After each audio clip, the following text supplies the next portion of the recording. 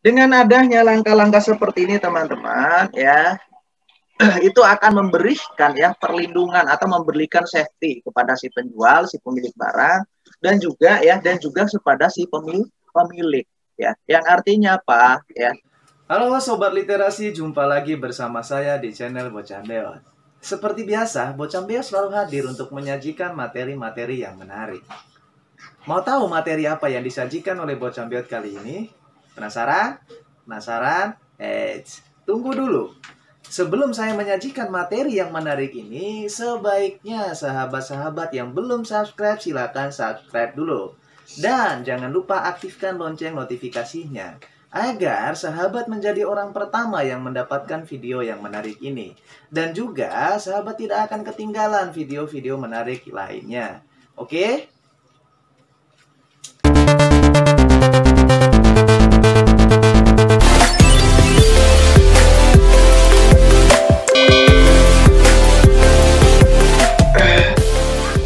Assalamualaikum warahmatullahi wabarakatuh. Waalaikumsalam warahmatullahi wabarakatuh. Oke, baik ya, kita lanjut ya. Kita masuk kepada materi yang terkait dengan materi kedua adalah penjualan cicilan.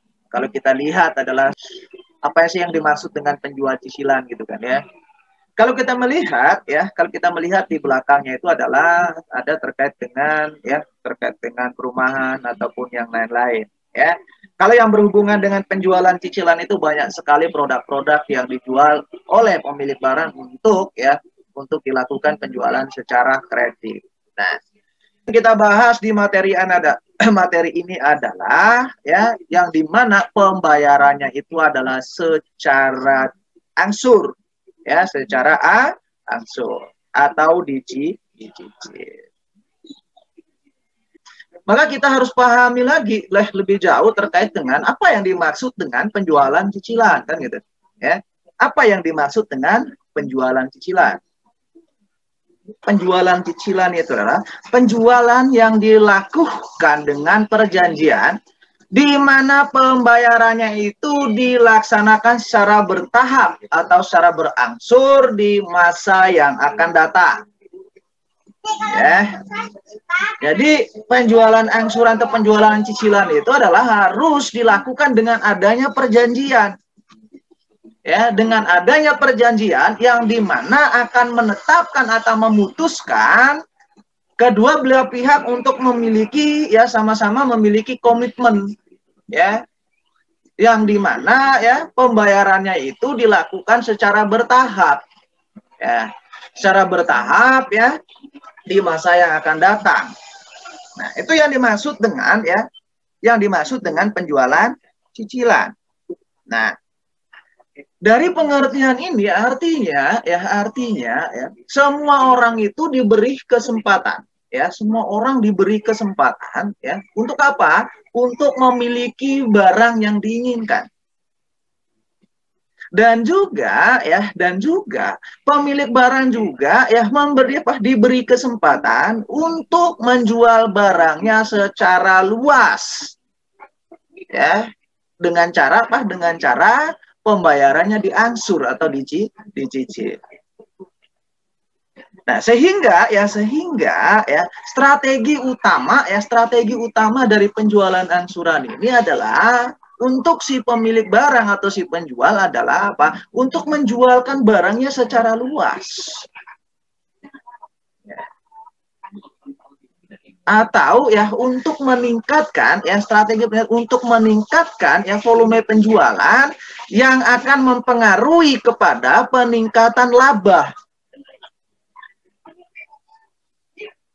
Nah, kalau kita melihat dari sisi pembeli di sini adalah diberi kesempatan untuk memperoleh barang yang diinginkan tanpa apa? Tanpa harus menunggu uangnya cukup untuk memperoleh barang tersebut. Ada yang namanya KPR atau terkait dengan pembelian rumah. Ya. Kredit alat elektronik. Ada juga yang terkait dengan kredit Kredit kendaraan bermotor. Nah, yang berikutnya adalah kita harus memahami teman-teman, kalau kita tadi sudah memahami dari strateginya, habis itu terkait dengan apa yang dimaksud dengan penjualan cicilan atau penjualan angsuran, maka kita harus memahami terkait dengan ya hal-hal yang berkaitan dengan bagaimana kita melindungi si penjual. Ya. Maka kita tidak terlepas dari yang namanya pengendalian. Adanya pengendalian ya untuk apa? Untuk melindungi, untuk membuat sebuah sistem yang baik agar apa? Agar tidak terjadi ya masalah yang tidak diinginkan di masa yang akan datang. Nah, kalau kita melihat teman-teman, bagaimanakah ya perlindungan bagi si penjual ya. Mohon maaf teman-teman, ada kesalahan tulis ya.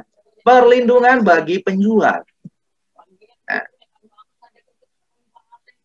kalau kita melihat atau kalau kita memahami atau kalau kita mendengar berbagai macam resiko-resiko kerugian yang ditanggung oleh apa? Yang ditanggung oleh penjual itu akibat dari apa? Akibat dari ya pembayaran di masa yang akan datang itu tidak pasti. Ya. Jika dia katakan di situ adalah mengingat risiko kerugian yang akan ditanggung oleh pihak penjual di masa yang akan datang akibat ketidakpastian pembayaran di masa depan.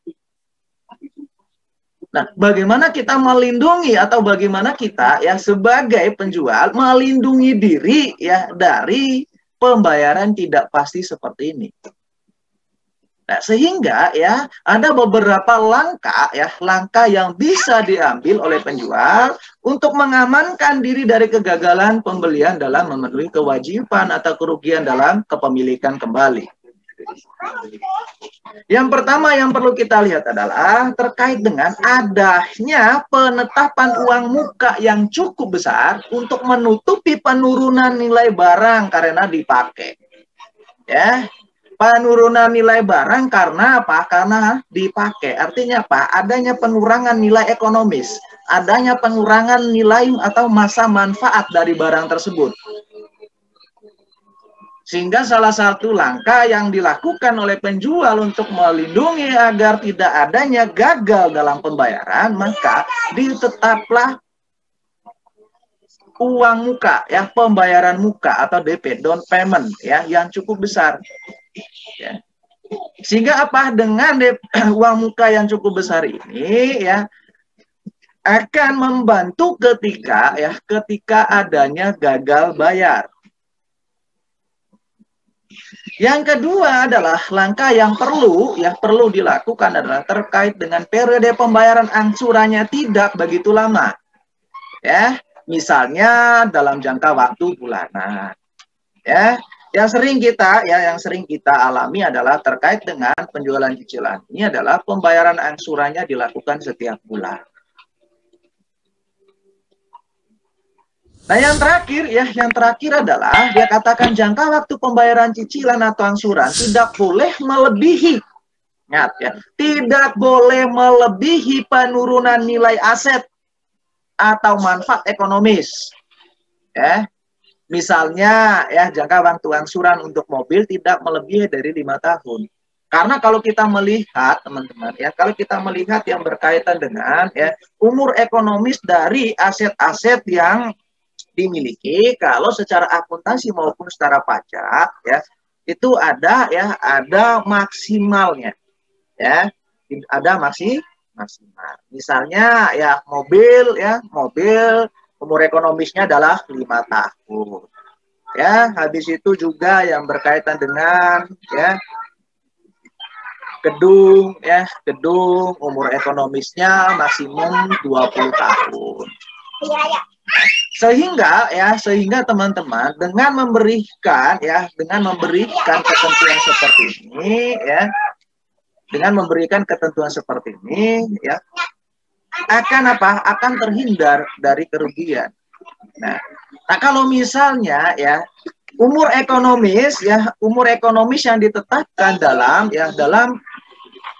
pajak dan maupun dalam akuntansi ya adalah 10 tahun. Di mana pemberian kreditnya adalah 15 tahun, maka itu mustahil untuk bisa dijalankan. Saya lanjut ya, saya lanjut.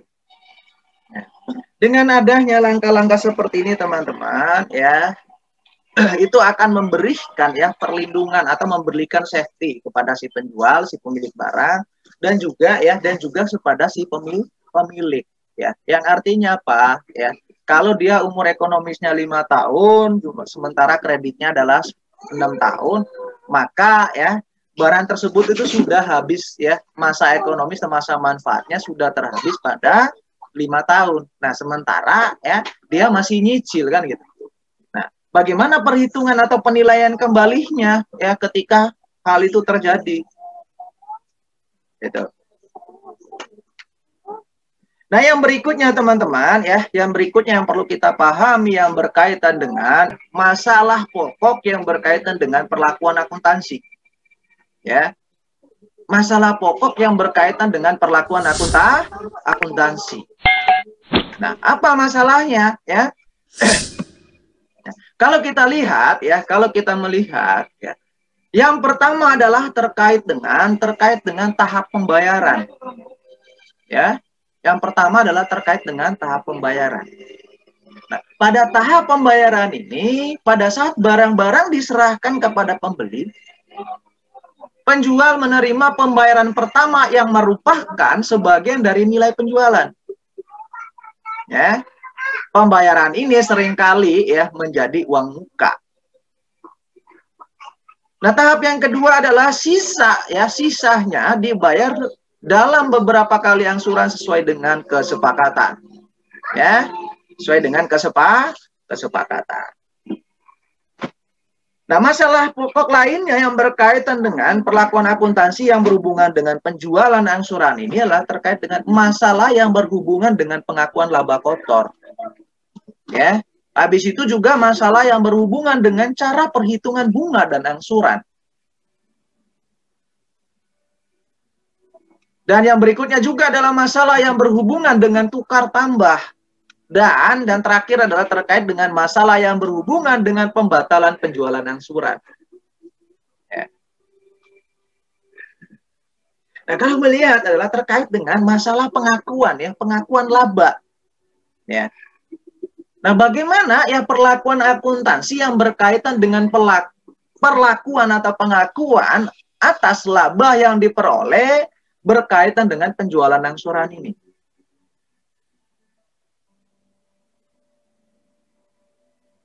Nah, perlakuan ini juga ya, perlakuan yang berkaitan dengan pengakuan laba kotor ini juga harus memang dipertimbangkan dengan baik.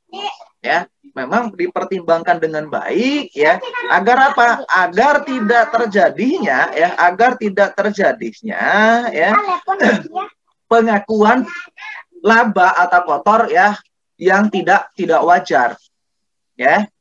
Pengakuan laba kotor yang tidak wajar. Sehingga harus menetapkan metode yang pas gitu kan ya, metode yang tepat untuk terkait dengan pengakuan laba kotor. Habis itu yang berkaitan dengan masalah yang berhubungan dengan cara perhitungan bunga dan angsuran.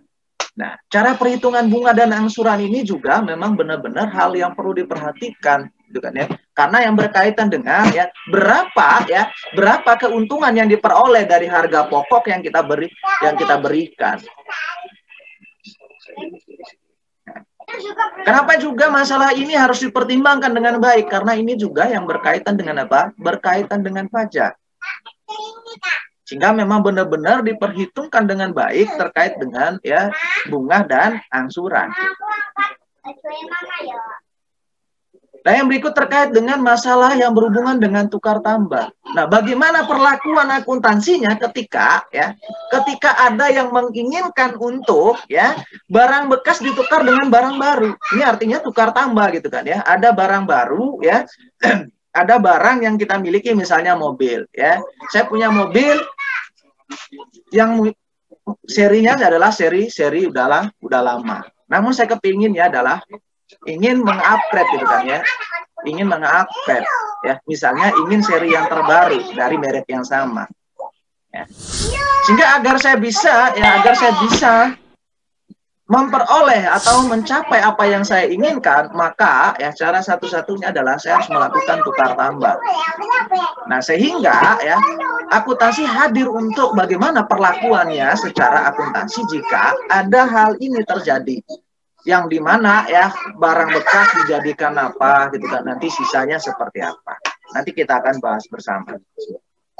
Nah, yang berikutnya adalah terkait dengan juga yang berhubungan dengan masalah yang berhubungan dengan pembatalan penjualan asuran. Nah, hal ini juga seringkali kita lihat dan seringkali kita amati. Ya, bagaimana seseorang yang tidak menghendaki atau tidak mampu lagi untuk menyelesaikan cicilan, ya, sehingga demikian ya si pemilik barang akan menarik kembali barang tersebut. Nah, bagaimana hal itu ya diakui dalam akuntansi, ya. Artinya apa? Yang memperoleh hak kepemilikan kembali. Ya.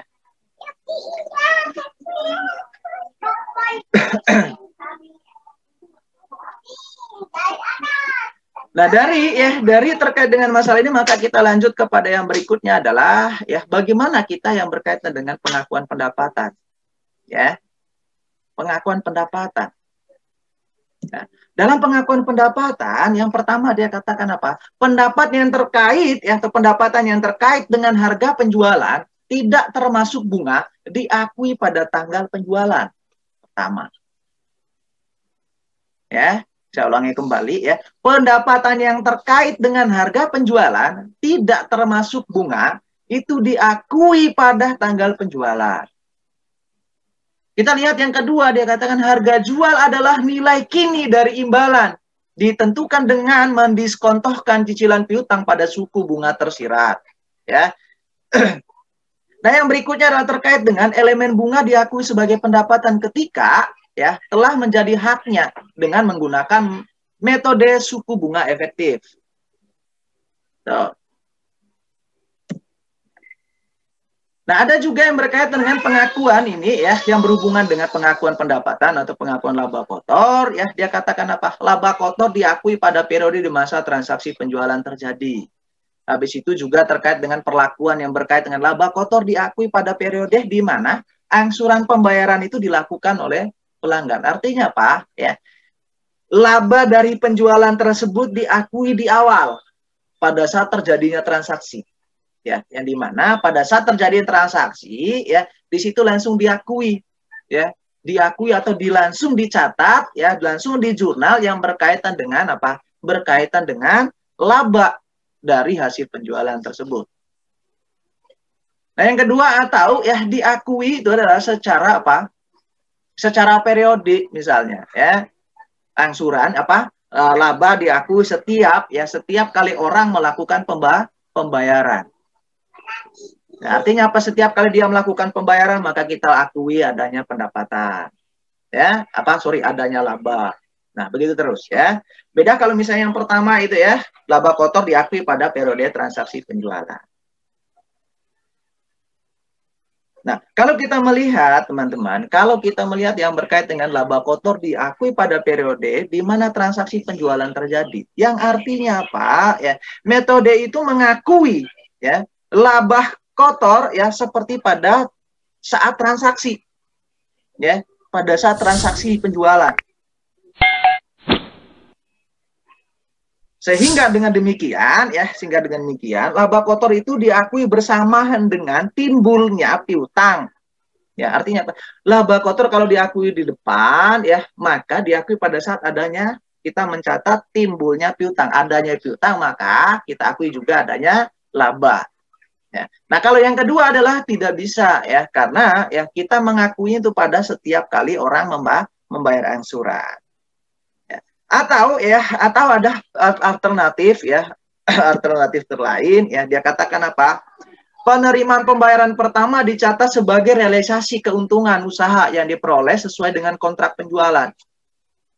Setelah itu pembayaran selanjutnya baru diakui sebagai pengembalian harga pokok barang yang dijual tersebut. Nah, yang kedua dia katakan apa? Penerimaan pembayaran angsuran dicatat dan diakui sebagai pengembalian harga pokok dan keuntungan sekaligus. Sehingga demikian ya, proporsi antara laba kotor ya, laba kotor total dari penjualan total yang tercantum dalam kontrak penjualan tersebut ya, diakui secara proporsional dengan cara ya menjumlahkan angsuran yang diterima setiap kali terjadinya pembayaran.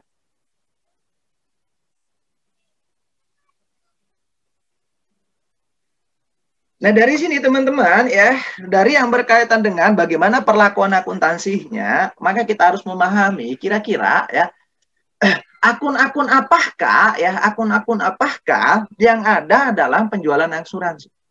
Ya. Atau yang maksudnya adalah akun-akun yang berkaitan dengan penjualan angsuran.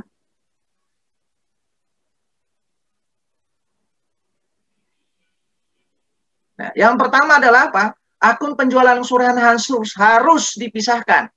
Ya. Harus dipisahkan antara tahun yang satu dengan tahun yang lain. Yang kedua apa? Yang kedua, akun piutang angsuran harus dipisahkan juga antara tahun yang satu dengan yang lain.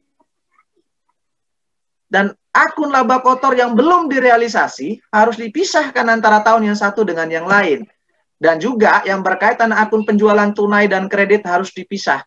Ya, tidak boleh ya digabung ya dengan satu rekening penjualan angsuran. Ya, yang penjualan tunai digabung dengan rekening ya yang berhubungan dengan penjualan angsuran. Nah, yang terakhir adalah akun piutang usaha yang berasal dari penjualan kredit harus dipisah dengan rekening piutang penjualan angsuran. Beda ya. Yang penjualan kredit, piutang yang berhubungan dengan penjualan kredit itu dipisah dengan piutang yang berhubungan dengan penjualan angsuran.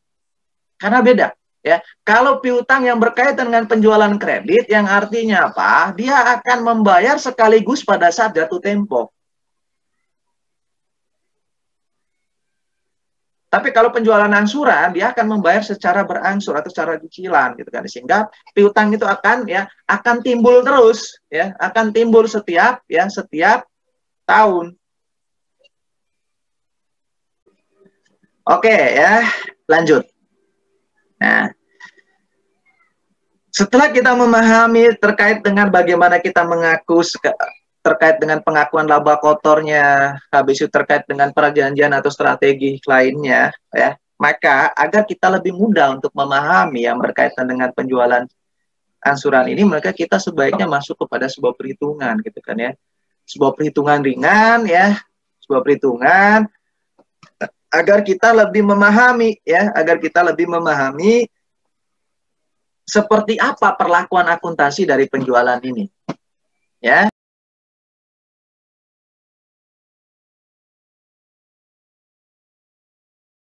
Bagaimana? Menarik kan materi hari ini? Menarik kan? Jika menarik, silahkan berikan komen yang terbaik di kolom komentar, teman-teman. Ya, silahkan berikan komentar yang terbaik. Ya. Dan jangan lupa, ya, jika tadi materinya menarik, jangan lupa untuk apa? Untuk subscribe, ya, dan juga like. Karena apa? Subscribe satu subscribe dari teman-teman itu akan memberikan apa? Dukungan terbesar kepada channel Bocambeot. Agar apa? Agar channel Bocambeot terus berkembang.